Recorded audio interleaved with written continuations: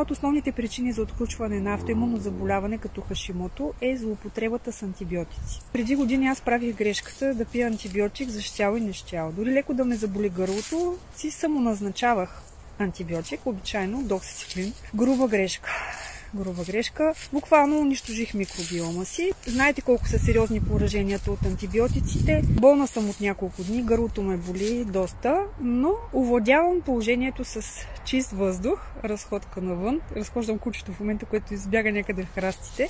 Пия лизин 3 пъти дневно по 1000 мг. Разказах ви за лизина и неговите уникални свойства в борбата срещу вирусите. В това видео говорих по темата. И поредното потвърждение, наистина, само с лизин, витамини и ангал. Успях да овладея положението.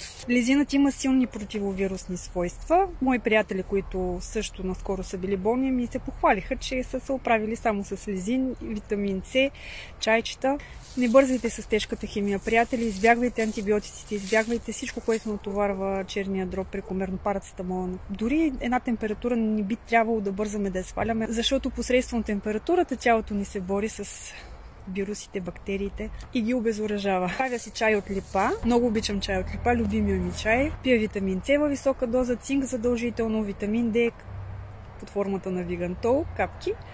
И наистина за 2 дни буквално имам голямо подобрение.